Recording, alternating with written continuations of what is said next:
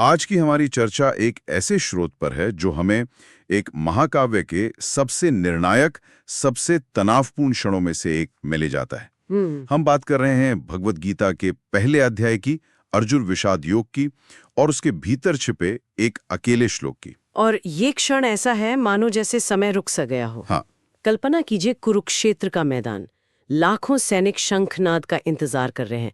हवा में एक तनाव है और ठीक बीच में दुनिया का सबसे बड़ा धनुर्धर अर्जुन अचानक टूट जाता है। बिल्कुल। दो विशाल सेनाएं आमने सामने खड़ी हैं और अर्जुन, जो मतलब युद्ध के लिए पूरी तरह तैयार होकर पूरी आया तरह था, से। वो अपने ही परिवार, अपने गुरु, अपने दोस्तों को विरोधी सेना में देखकर एक गहरे नैतिक और भावनात्मक बवंडर में फंस जाता है। तो आज का हमारा मिशन है उस बवंडर को समझना। हम 37वें श्लोक के माध्यम से अर्जुन के मन की परतों को खोलने की कोशिश करेंगे। और ये सिर्फ युद्ध से मुंह मोड़ना नहीं है। नहीं, बिल्कुल नहीं। ये धर्म, कर्तव्य और सबसे बढ़कर सुख की परिभाषा पर उठाया गया एक बहुत बड़ा सवाल है। एक ऐसा सवाल जो आज भी उतना ही प्रासंगिक है जितना शायद हजारों साल पहले था। मुझे हमेशा से ये बात हैरान करती है कि अर्जुन, जो इतना बड़ा योद्धा था, जिसने बड़ी बड़ी लड़ाइयां लड़ी थीं, वो अचानक इस तरह कैसे बिखर गया। उसने कृष्ण से अपना रथ दोनों सेनाओं के बीच ले जाने को कहा। उसने देखा कि सामने कौन खड़े हैं, भीष्म पितामह, गुरु द्रोणाचार्य, उसके अपने भाई। और फिर जो हुआ, उसने मतलब पूरे महाकाव्य की दिशा ही बदल दी। हाँ, उसके शब्द क्या थे? क्या उनमें कोई खास बात थी जो इतनी गहराई तक असर कर गई? उसके शब्द उसके पूरे अस्तित्व के संकट को एक श्लोक में समेट देते हैं। यह एक योद्धा का बयान नहीं बल्कि एक टूटे हुए इंसान की पुकार है। अच्छा। मैं इसे संस्कृत में पढ़ती हूँ, जैसा कि श्रोत में दिया गया है। हाँ। तस्मान्नार्हा वयम हन्तुम धार्तराष्ट्रांस बांधवान स्वजनम ही कथम हत्वा सुखिनश्याम माधवा। इसका सरल हिंदी अनुवाद है, हे माधव, इसलिए अपने ही बंधु बांधवों और धृतराष्ट्र के पुत्रों को मारना हमारे लिए उचित नहीं है।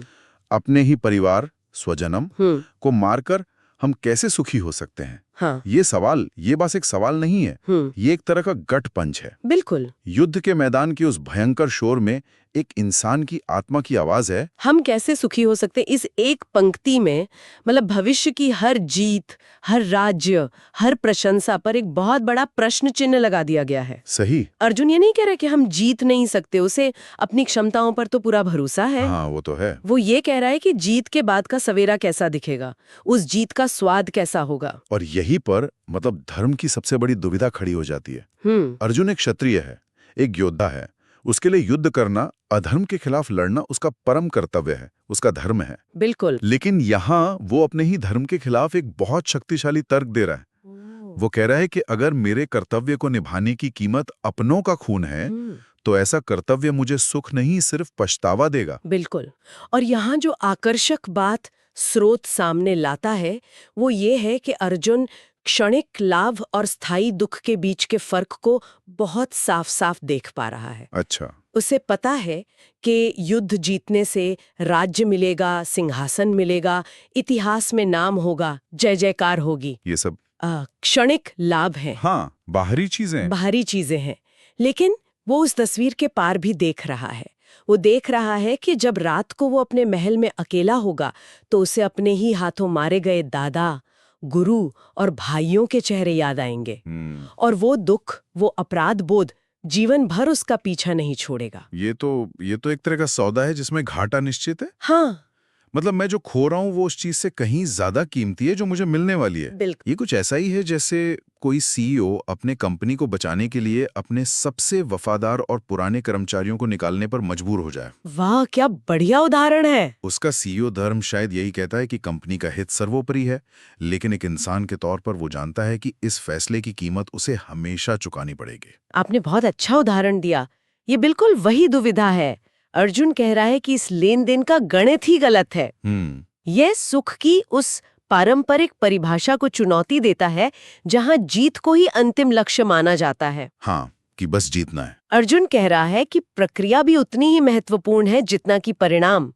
अगर किसी मंजिल तक पहुंचने का रास्ता अपनों की लाशों से होकर गुजरता है तो क्या वो मंजिल वाकई पाने लायक है? आप जानते हैं, जब हम इस श्लोक को और गहराई से देखते हैं तो एक शब्द है जो मुझे बार बार अपनी तरफ खींचता है। कौन सा? अर्जुन अपने विरोधियों को शत्रु या दुश्मन नहीं कह रहा। सही बात है। श्लोक को ध्यान से सुने।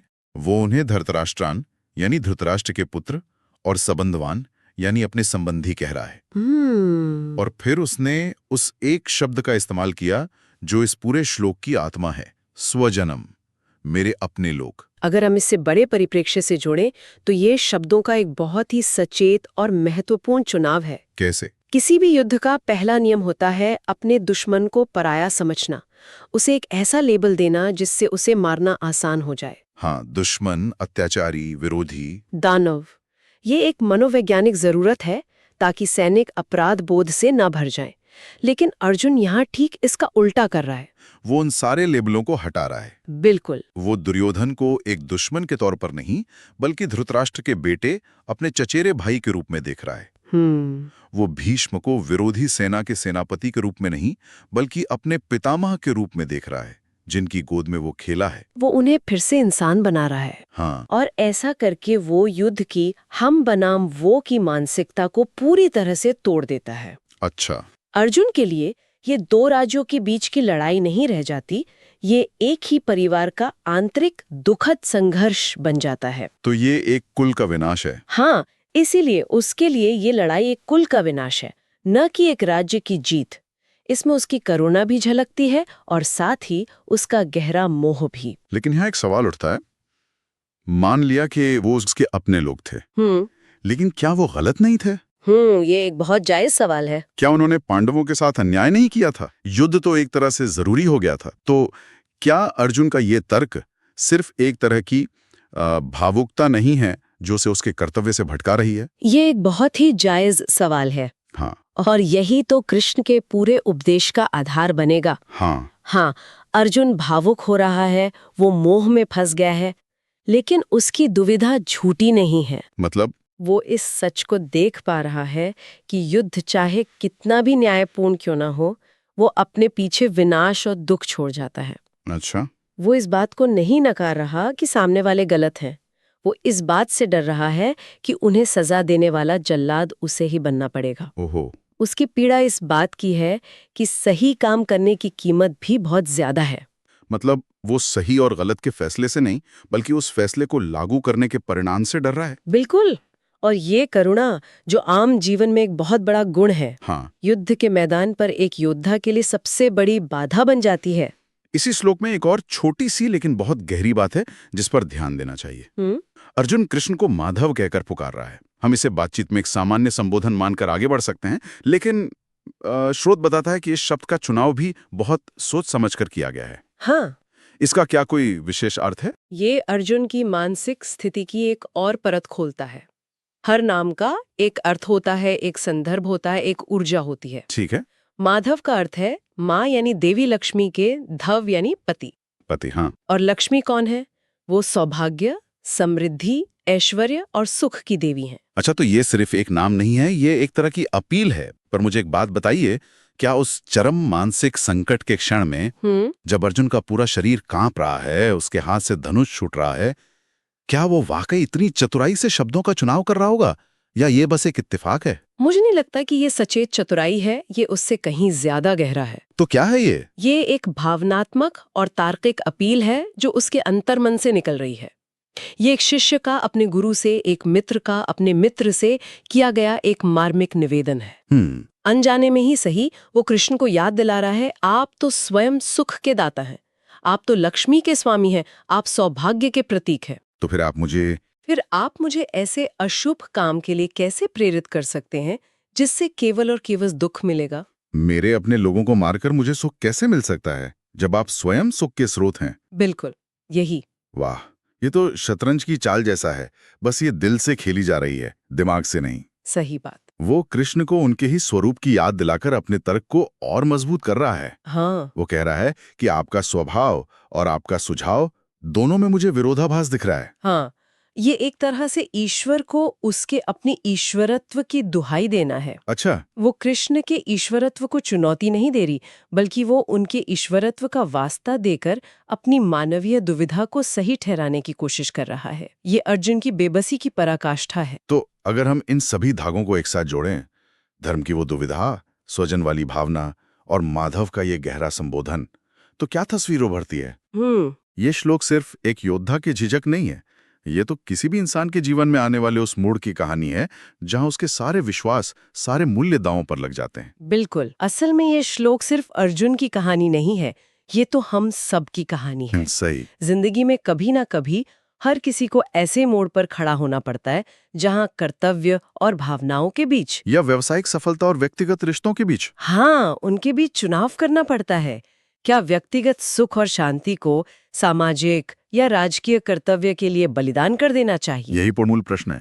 अर्जुन की पीड़ा हमें यह सोचने पर मजबूर करती है कि किसी भी काम के अंतिम परिणाम क्या हैं। बिल्कुल। क्या हम सिर्फ लक्ष्य को देखते हैं या उस तक पहुंचने के रास्ते पर बिखरी चीजों पर भी ध्यान देते हैं? हाँ। और सबसे जरूरी सवाल, क्या वो परिणाम वाकई हमें वो खुशी दे सकते हैं जिसकी हम असल में तलाश कर रहे हैं? हाँ, क्योंकि हो सकता है कि आप दुनिया की नजर में सफल हो जाएं, लेकिन अपनी ही नजर में हार जाएं। अर्जुन को शायद इसी हार का डर सता रहा है। वो यहाँ सुख को बाहरी चीजों जैसे राज्य या प्रतिष्ठा में नहीं खोज रहा। नहीं, वो सुख को आंतरिक शांति और रिश्तों की सलामती में देख रहा है। और जब उसे इन दोनों के बीच चुनाव करना पड़ता है तो उसका पूरा अस्तित्व कांप उठता है। तो इस एक श्लोक से हमने अर्जुन के मन की कई परतों को समझा। हाँ। अपने ही लोगों के खून से सनी जीत का दर्द, विरोधियों में भी अपने परिवार को देखने की भावना और सच्ची खुशी की तलाश जो किसी भी राज्य या सत्ता से बड़ी है। ये श्लोक हमें युद्ध के मैदान से उठाकर सीधे हमारे अपने जीवन के नैतिक सवालों के सामने खड़ा कर देता है। बिल्कुल। और इस चर्चा के अंत में श्रोताओं के लिए एक विचार छोड़ना चाहूंगी। जरूर। इस श्लोक में अर्जुन सुख की अपनी एक परिभाषा प्रस्तुत करता है। हाँ। उसके लिए सुख जीत में नहीं बल्कि अपने स्वजन की सलामती में है।